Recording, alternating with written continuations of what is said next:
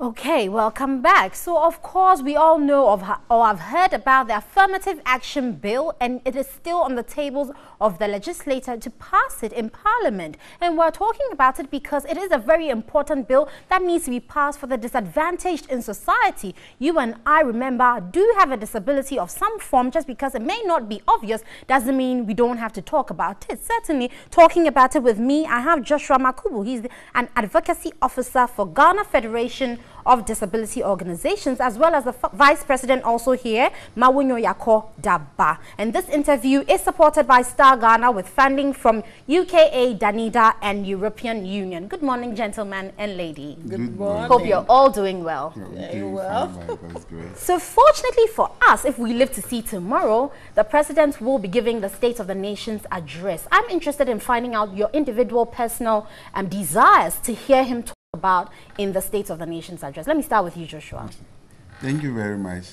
I expect the President to talk about the vulnerable tomorrow and the marginalized. And as a result, I expect the President to talk about the Affirmative Action Bill when it will be passed into an act. But then I also want the President to highlight the inconsistencies as it may appear in the Affirmative Action Bill, because we have taken a position that it is not as inclusive as it should be.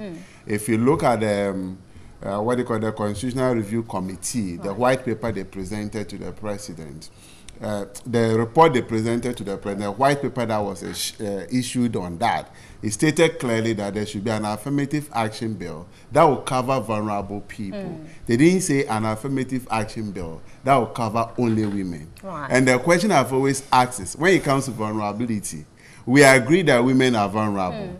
They need to be pushed to occupy certain positions as far as decision making is concerned. But let's look at a woman and a blind person who is more vulnerable. A woman and a person in a wheelchair who is more vulnerable. So I think when it comes to the Affirmative Action Bill, disability should be given a priority. And that is exactly what we want to see the President talk about. For you, Mawunyo, also, what exactly would you want? Particularly, you are a woman. You stand to be in a position where people would recognize you as having a form of disability. You also have issues just in general of governance as a woman. Tell me about that. Well, thank you. And in these matters, there's a tendency for one to be, lofty and rosy. But we need to look at the economic circumstances of our country as a developing country. So I am expecting that, our Honorable, His Excellency President Akufo-Addo will give us more modest specifics that we can hold him accountable to. In this regard, I expect that, for instance, if there have been some employment into the public service, we want to see, how many persons with disabilities have had the opportunity. And as a woman and with disability, it means that you have suffered twice the challenges. So I think there should be a focus on women with disabilities, given the opportunity. And as Joshua rightly said, we want the affirmative action is to address gender equality and non-discrimination. And as it stands now, we are being told that, people with disabilities, you have a disability act. Unfortunately, the act is not even congruent with the UNCRPD. And the UNCRPD that government has rectified, clearly, the committee clearly states that disability should be mainstreamed in all policies. So regardless of our disability act, there need to be an inclusive affirmative action to address the issues of persons with disabilities, and that includes women with disabilities. Well, governments have come and gone, and oftentimes there are promises that are made.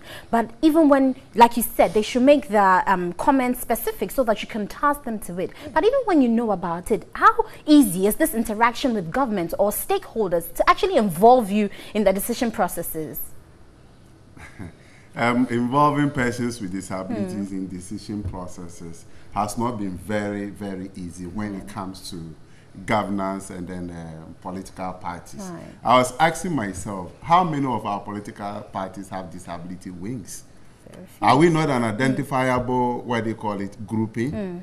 Are they underestimating our numbers? Even if it is one person, the Bible told us that Jesus said you would tie the 99 ship and go and look for the one lost ship. So long as we are being discriminated against, I think more attention, much attention should be given to issues on disability. But that has not been very easy because, as she is saying, we presented a proposal to the Gender Ministry for the amendment of the Persons with Disability Act to make it compliant with the United Nations Convention on the Right of Persons with Disability.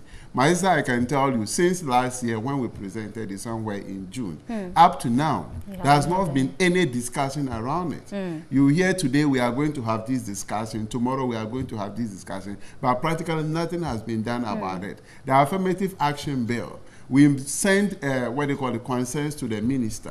There was even an opportunity when one of our colleagues met the Parliamentary Select Committee on employment and the social work. And we told them that, look, the Affirmative Action Bill, as it stands now, does not include persons with disability.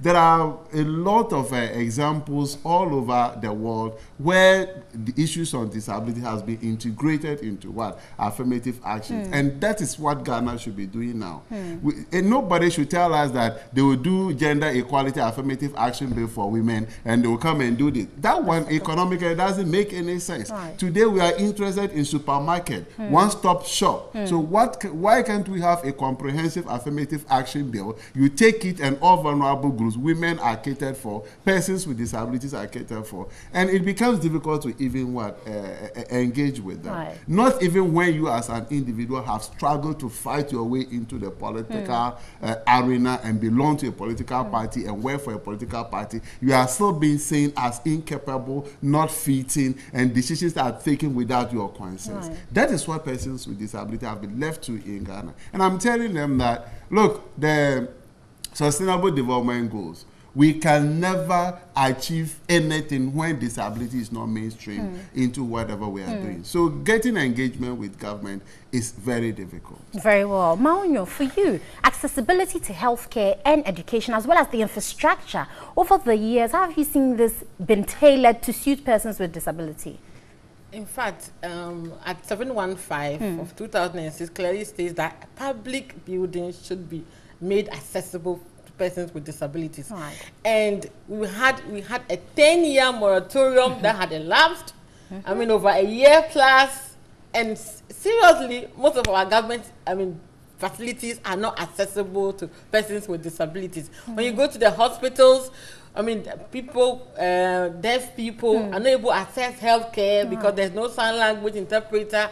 Of course, there is some work being done where our practitioners are being, like in tech, for instance, they are running a program to make sure that before they come out of school, they are able to learn the sign language. But beyond that, we need to take concrete measures at the various hospitals to make them accessible to persons with disabilities. Seriously, I've always looked at a situation where there will be, let's say, a clinic in all the regional hospitals to address the psychological being of persons with disabilities. They're looking at the mental status, because it's not easy. Somebody even without a disability going through some events of life, seriously, sometimes you are even flawed. How much more a person with disability?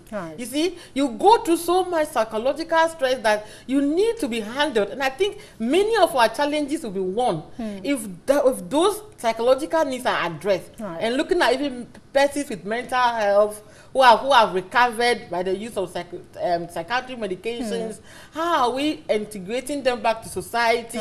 Are they accepted by their families? Because seriously, some of them go to, they are the psychiatric hospitals, they are okay. The hospital is saying you can be home and be handled as an OPD case, but the family is not even ready to take them.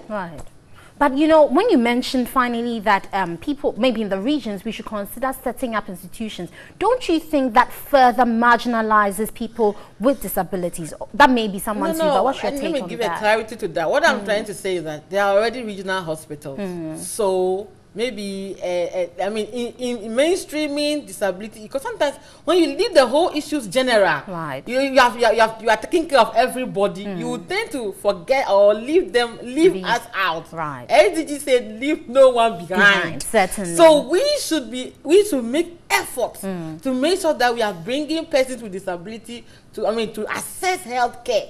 For instance, persons with albinism. by the lack of pigmentation, we are prone to cancers. That many of persons with albinism died through cancer. It's even the statistics even show that it's even more than the attacks or the mutilations on persons with albinism. They died through cancer more. So you need something like that to do our to educate them, do screening, eye screening, because the lack of pigmentation also affect the eyes. So many of persons are unable to stay in school. So you need to continue to do eye screening to be able to manage the limited vision, and then also with the skin. And then the skin screening as well. And, I mean, giving them sun lotions, prescribing that for them to continually use it. Because you need to protect yourself to avoid getting the cancer, which obviously NHIS does not even cover. Right. Finally, just give me your words, Joshua, before we wrap up here. Yeah, His Excellency President Nana Addo Dankwa Akufo-Addo, we wish you well as you present your State of Nation address tomorrow. But we will want you to emphatically state or categorically state that the affirmative action bill in its current state should be made inclusive. If not, any passage of an affirmative action bill that does not take care of disability is a human right violation. And as a human right advocate, I don't expect His Excellency the President to commit that error. Very well. On that final note, I won't say anymore. I'm sure the President has heard this passionate appeal. This is Joshua Makubo. He's the Advocacy Officer for Ghana Federation of Disability Organizations, as well as Mawunyo Yako Daba. She's the Vice President for the Ghana Federation of Disability Organizations. This interview is supported by Star Ghana with funding from UK Aid, Danida, and European Union. We have